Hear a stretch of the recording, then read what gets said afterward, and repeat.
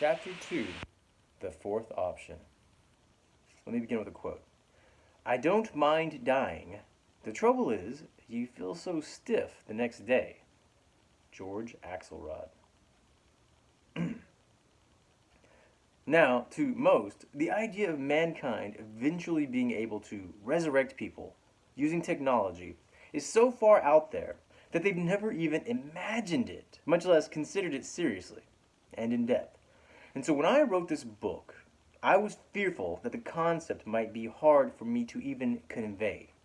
Because there's no handy movie that we all saw that I can point to and say, like what happened in that? No, not really, although some have been close. But it was important for me to make sure people got the idea right before we went any further. And so I decided this chapter should be dedicated to making sure we're all on the same page, that we all truly understand what I mean when I say technological resurrection. And in every writing class I ever took, they beat one thing into our head. Show, don't tell. Like seriously, they beat it in. I have the scars to prove it. So, instead of blathering on, trying and failing miserably to convey the idea as I see it, I thought a short story would be better. And let's face it, more fun. So here's a short story called The Fourth Option, written in first person.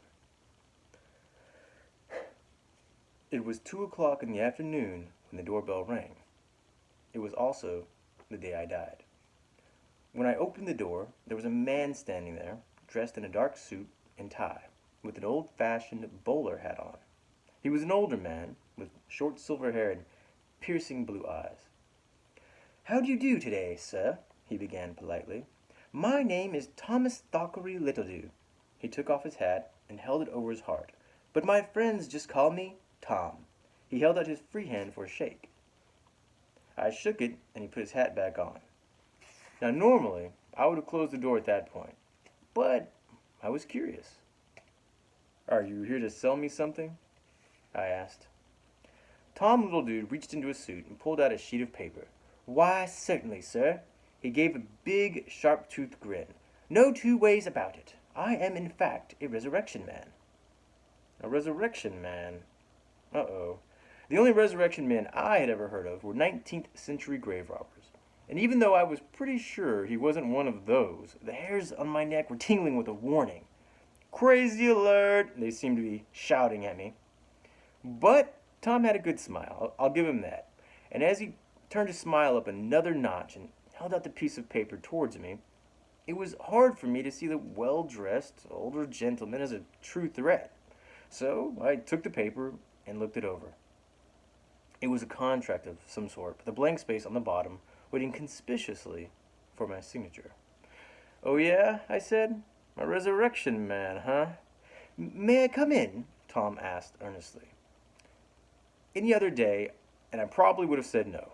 But it was Sunday, and to be honest, I was kind of bored. So I opened the door and stepped back. The house is kind of a mess, I mumbled as I let him in. He followed me into my living room, where I got a spare chair and sat it on the other side of my coffee table. As I plopped down on my couch, he took the chair, facing me. I laid the contract down on the table and examined it for a moment, trying to look as if I knew something about legal contracts.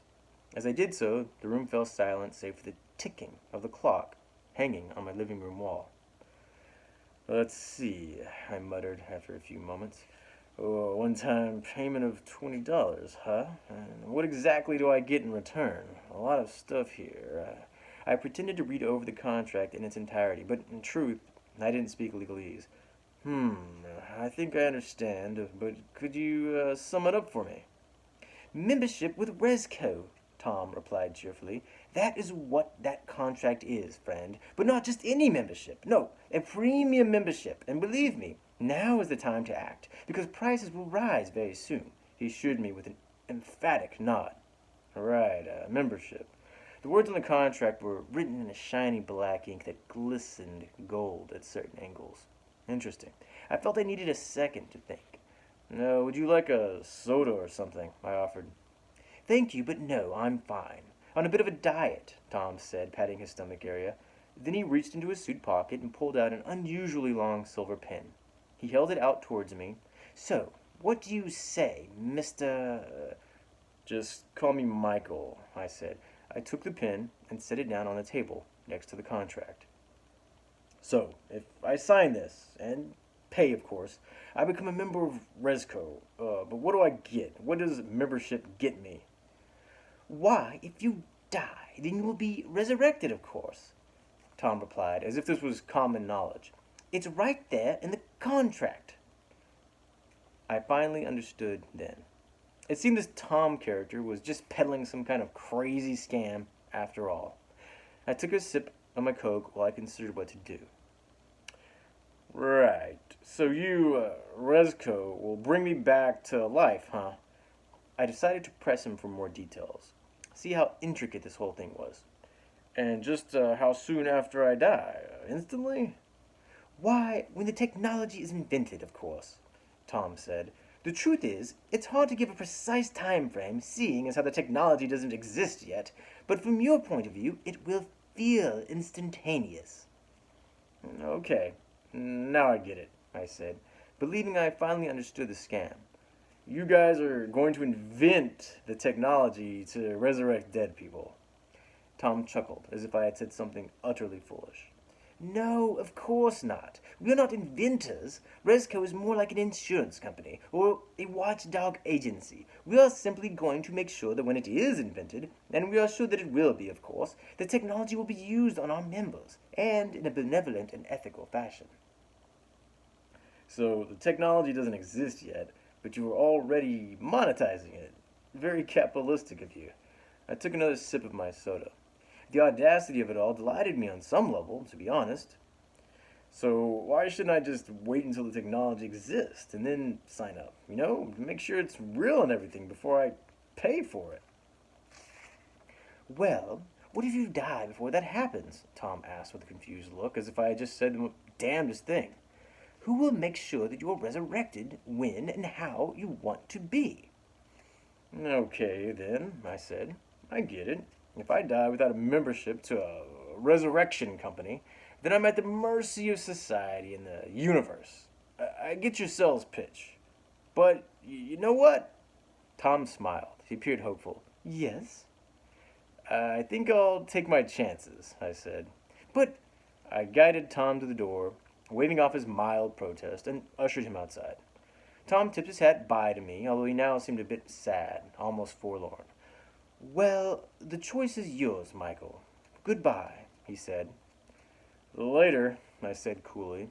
I didn't have enough warmth to share it with con artist. I closed the door firmly. Well, that had been interesting, damn kooks. I shook my head and turned back towards my living room. And that's when I realized I had been had. The thought stung. The bastards. They must have seen my name on the organ transplant waiting list somehow. Thought to prey on my weakness. Bam! It felt like a mule kicked me in my sternum. I clutched my chest and gasped. I took another step back toward my living room, but a shockingly bad pain ripped across my chest. I froze, unable to move or breathe. Sweat burst out across my forehead as I began to panic. I tried to take a deep breath, shake it off, but it just wasn't possible. It was like a cold python was constricting my chest. I stumbled into the living room, gasping, clutching my chest. I needed help. My cell phone was on my coffee table. I stumbled towards the table, but more pain seared through me. It was the worst pain I had ever felt in my entire life, like I was being ripped in two from the inside out. I fell to my knees and gasped. By this point, I knew I was pretty much screwed. No one would reach me in time. It had finally happened. The big one. No heart transplant for me, after all. And then a glint of light caught my eye, even in my agony. The contract and pen were still on the table. Tom had left them both behind. I had noticed. What if... I didn't have time to think about it. I just acted. I held out a shaking hand, pulling myself up to the table. I grabbed the long pen and signed my name in an indecipherable scrawl on the paper, struggling for breath even as I did so. With my last bit of strength, I pulled a 20 out of my pocket and slapped it down on the table next to the contract. Then, I fell back on the floor. I blinked my eyes rapidly, but I couldn't see. It was terrible. I had never been so frightened. Everything went black. And then I felt a presence around me, a tunnel, a light at the end. And then someone calling my name. Michael! I blinked again, and my vision began to return. Tom was standing over me now, and he still had that funny bowler hat on. He must have heard me fall and come back in to help me. Thank God. Help me, I managed. I felt weak. I swallowed hard. My mouth was dry. Tom grinned down at me. His blue eyes twinkled. Everything's fine, Michael. Try to sit up. I started to groan, but then it occurred to me that the pain in my chest had completely subsided. Amazing! I started to sit up, and then I finally realized I was no longer on my living room floor. What was going on? I was lying on a table in a small chamber. I must have been out for a while. Tom stepped back away from me. I sat up. Someone had changed my clothes as well. I was now wearing a white robe of some sort. Was I in a hospital? Where am I? I asked groggily. I instinctively clutched at my chest again, but there was no pain. No tubes, no wires, nothing. In fact, I felt kind of good.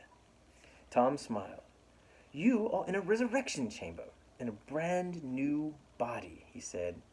And Michael. The door opened to the room, and a robot walked in. I instantly knew it was a robot, because even though it looked like a normal man, its skin was metallic and its eyes were glowing blue orbs. I gasped. It's the year 2077, Tom finished with a grin and a twinkle in his eye. Alright, so that's the end of chapter 2 of this book, and go to the next video to see chapter 3, Cosmic Beginnings, where I talk about Russian cosmism and a philosophy embracing technology and cosmology and resurrection, technological resurrection that actually happened in Russia all the way in the 1800s.